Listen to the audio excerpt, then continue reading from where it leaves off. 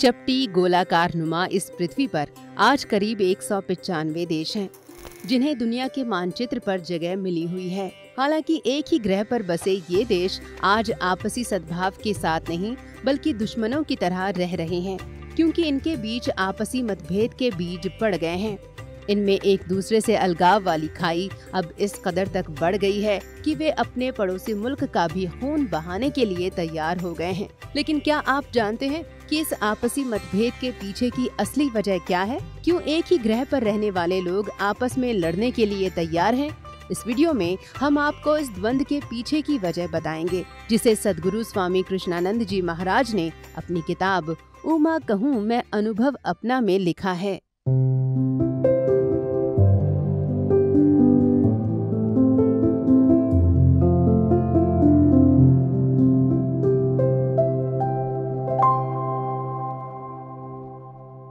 सद्गुरु इस दुनिया की कल्पना करते हुए कहते हैं कि ये संसार एक पड़ाव है जहाँ सभी लोगों को गुजरना है। हालांकि कुछ लोग ऐसे होते हैं जिन पर भगवान की असीम कृपा होती है और वे इस संसार से भी आगे की यात्रा करने में सफल हो जाते हैं। ऐसे लोगों को संत कबीर पारस परस पर होए न्यारा जैसे वाक्य से संबोधित करते हैं, जिसका मतलब होता है कि जिस इंसान पर भगवान की कृपा हो जाती है वो इस संसार की भीड़ में नहीं फंसता, क्योंकि उसके लिए कुछ भी करने या सीखने के लिए बचा नहीं होता है। क्योंकि इस संसार में जो फंसे रहते हैं वे अपने जीवन में विफल रहते हैं।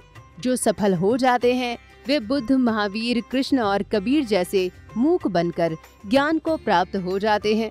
सद्गुरु अपनी किताब में शक्तिपात से चक्रों की यात्रा में स्त्रैण चित्त का जिक्र करते हैं, जो दो या दो से अधिक देशों के बीच बन रही दुश्मनी वाली खाई को वर्णित करती है।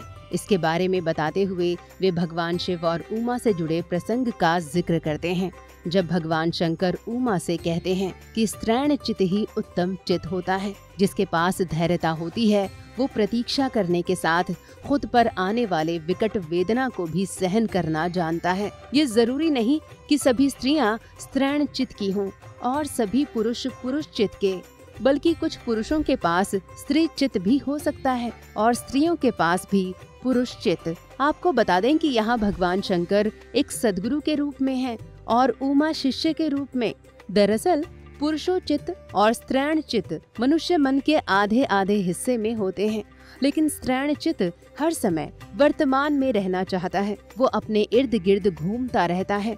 विश्व स्तर पर देखा जाए तो पूरब स्त्री चित्त है, जबकि पश्चिम पुरुष चित्त है। पूरब ने कभी समय को लेकर चिंता नहीं की, लेकिन पश्चिम अधिकतर समय के पीछे भागता रहता है। असल में पूरब धीरे धीरे गति से चलता है, लेकिन पश्चिम तीव्र गति के साथ क्रांति चाहता है। ये कारण है कि पूर्वी राष्ट्र स्त्रैण चित्त यानी नारियों के पक्ष में बात करते हैं, जिनमें भारत जैसा बड़ा देश भी शामिल है। वहीं पश्चिमी देश पुरुषोचित गुण अर्थात पुरुषों के जैसे अहंकार, सम्मान, स्वतंत्रता, विद्रोह, जल्दबाजी और वासना जैसे लक्षणों को धारण करते हैं, जिनमें अमेरिका जैसा बड़ा देश शामिल है। सद्गुरु स्वामी कृष्णानंद जी महाराज इन बातों का जिक्र करते हुए अपनी किताब उमा कहूँ मैं अनुभव अपना में कहते हैं कि स्त्रैण चित्त वाले लोग देश, समर्पण, आज्ञाकारिता, मौनता को स्वीकार करते हैं, जो किसी भी काम को प्रेम पूर्वक करना पसंद करते हैं। जबकि पुरुष चित्त वाले देश तर्कवादी के साथ संदेहवादी भी होते हैं और वे केवल दिमाग से काम लेते हैं। तो ये स्त्रैण चित्त और पुरुषोचित से जुड़ी कुछ खास बातें हैं, जिन्हें सद्गुरु स्वामी कृष्णानंद जी महाराज ने अपनी किताब उमा कहूँ मैं अनुभव अपना में बताने की कोशिश की है। क्या सोचते हैं आप इस वीडियो को लेकर? कमेंट बॉक्स में जरूर बताएं और वीडियो को लाइक करने के साथ ही चैनल को सब्सक्राइब करना बिल्कुल ना भूलें।